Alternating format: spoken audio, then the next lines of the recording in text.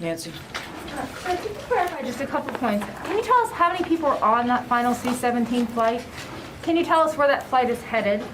And you mentioned that General Donahue talked to his Taliban, essentially his counterpart. Can you give us any sense on what role the Taliban played from a security perspective to allow the U.S. to safely depart Kabul? Yeah, so I'm not going to be able to answer the first two questions because those operations are still concluding as to where those aircraft are going and the exact disposition of our forces on the aircraft. I can tell you this, though, about what the Taliban has done. They established a firm perimeter outside of the airfield to prevent people from coming on the airfield during our departure. And we've worked that with them for a number of days. They did not have direct knowledge of our time of departure. We chose to keep that very information very restricted, but they were actually very helpful and useful to us as we closed down operations. I want to go to the phones. I haven't done that yet. Dan Lamoth. Hey, thanks for calling on me. General, can you give us a deeper level of detail on what this last day looked like in terms of number of flights, number of people you had on the ground to start with, who might have been on that last plane, particularly senior leaders, and kind of just how it's all played out? Thanks. Sure. So let me actually begin with the back end of your question. On the last airplane out was General Chris Donahue, the commander of the 82nd Airborne Division, and my ground force commander there. And he was accompanied by our Charge A, Ambassador Russ Wilson. So they came out together. So the state defense team came out on the last aircraft and were, in fact, the last people to stand on the ground, step on the airplane. So what has happened over the last 12 or 18 hours is, we first of all, we were intent on maintaining the ability to bring out Americans and other Afghans as long as we could. So we kept that capability until just a few hours ago. And we were able to bring out some people earlier in the day, although as I've noted earlier, we had to cut it off sometime before this operation began. But we were intent on maintaining that capability.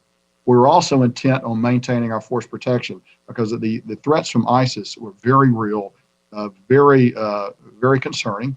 And so we did a number of things. We had overwhelming U.S. air power overhead should there been any challenge to our departure. And again, there was absolutely no question we were not going to be challenged by the Taliban. If we're going to be challenged, it was going to be by ISIS.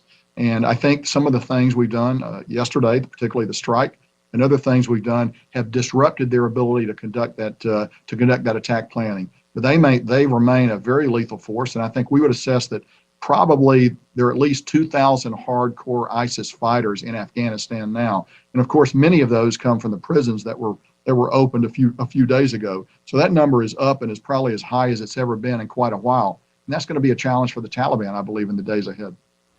Idris. Thank you, General. Two quick questions.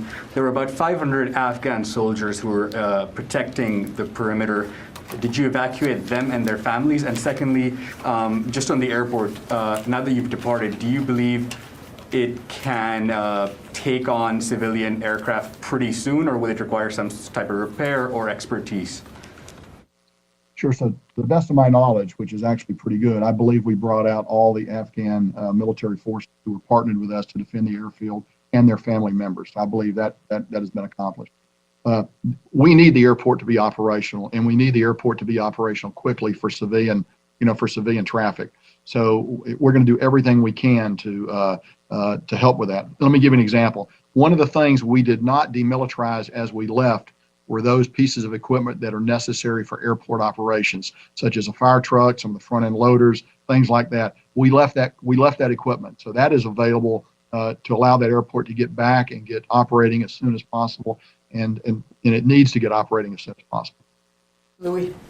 General, today is August 30th, and the deadline had repeatedly been said that it was going to be August 31st. Do you think that there may be some people who had some false hope that they had at least one more day before this happened? And can you explain the tactical decision as to why you completed this mission on the 30th as opposed to the 31st? Sure. So it's actually the 31st in Afghanistan. As we take a look what day of the week, what day of the month it is, it's the 30th here, 31st in Afghanistan. So we actually went out on the 31st, not the 30th, if you look at Afghan time. Look, there's a lot of heartbreak associated with this departure. We did not get everybody out that we wanted to get out. But I think if we'd stayed another 10 days, Louis, we wouldn't have gotten everybody out that we wanted to get out. And there still would have been people who would have been disappointed with that. It's a tough situation. But I want to emphasize again that simply because we have left, that doesn't mean the opportunities for both Americans that are in Afghanistan that want to leave and Afghans who want to leave, they will not be denied that opportunity. I think our Department of State is going to work that very hard in the days and weeks ahead. Courtney. Just one clarification, General McKenzie. It's Courtney Kuby from NBC News. So were there any evacuees left at the airport when the last U.S. military flight left? There were no evacuees left at the airport when the U.S. last flight left, Courtney. Thank you. And then just on the Taliban, you know, you've talked about their pragmatic ways of operating with the U.S. military here. Do you see a role for the U.S. military to have open conversations with the Taliban, even potential coordination going forward, in particular with this growing and now accentuated threat from ISIS? Well, I'll tell you, my dealing with the Taliban and the dealings of my commanders on the ground with the Taliban revolved around our determination to execute this operation, and the very flat statement we made to them that if you challenge us, we're going to hurt you. And I think they recognize that. And for their own purposes, this is something they wanted to have happen too. I can't foresee the way future coordination between us would go. I would leave that for some future date. I will simply say that they wanted us out. We wanted to get out with our people and with our friends and partners. And so for that short period of time, our issues, our view of the world was congruent. It was the same. Finally, I do believe the Taliban's going to have their hands full with ISIS-K, and they let a lot of those people out of prisons, and now they're going to be able to reap what they sowed. Tara. Thank you. General McKenzie, Tara Kopp with Defense One. Can you assure the American public that every single U.S. service member is now out of Afghanistan? Every single U.S. service member is now out of Afghanistan. I can say that with 100% certainty. Carla. Sir, really quickly, just to clarify, you mentioned 123,000 out of Afghanistan. Earlier this morning, we heard 122. So can we assume that that was 1,000 Afghans that came out in some of these final flights? And then I have a quick follow-up.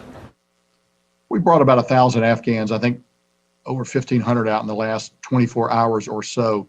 The exact number, I'm sure, is probably, that computation is probably going to change a little bit in the days ahead. I don't think it's going to change much. But yes, we brought a number of Afghans out here at the very end. And then, sir, how would you characterize this evacuation mission? Because on the one hand, 123,000 people got out.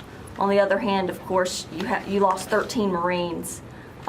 More than 100 Afghans died, and there are still potentially tens of thousands SIVs, P1s, P2s, and others that wanted to get out that did not get out, as you said. So how would you characterize this mission?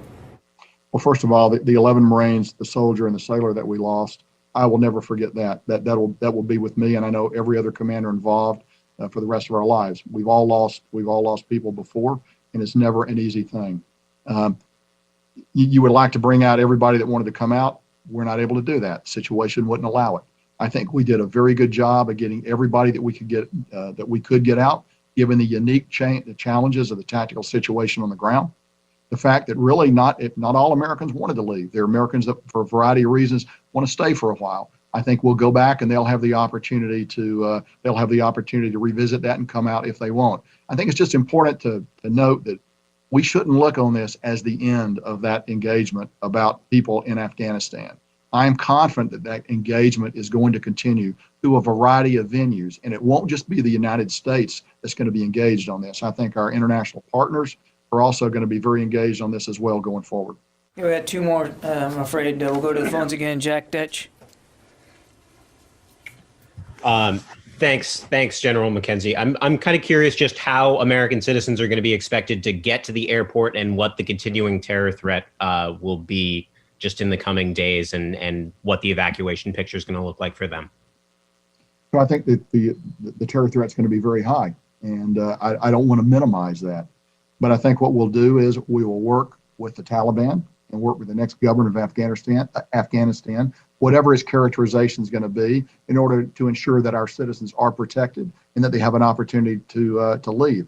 As you know, we still hold a variety of significant leverage over whatever future government exists in Kabul. And I have no doubt that the Department of State will fully exercise that leverage. Okay. Do you have any confidence in their ability to secure the city right now, the Taliban? I think they're going to be challenged to secure the city.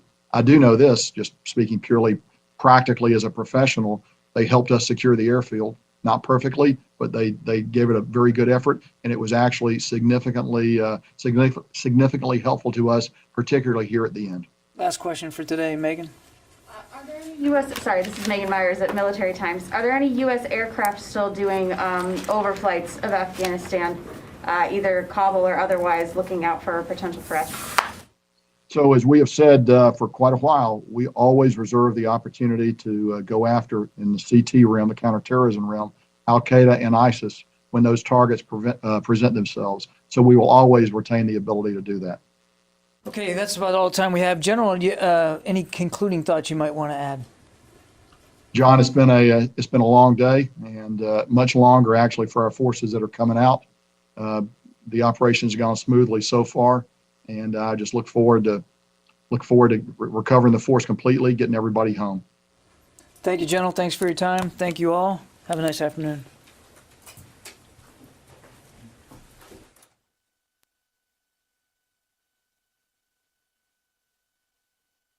All right, folks, thank you so much for joining us here at Golden State Times. If you're new to the channel, we encourage you to subscribe by clicking that middle button.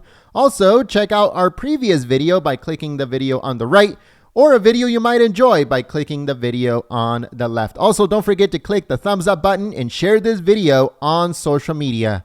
Peace.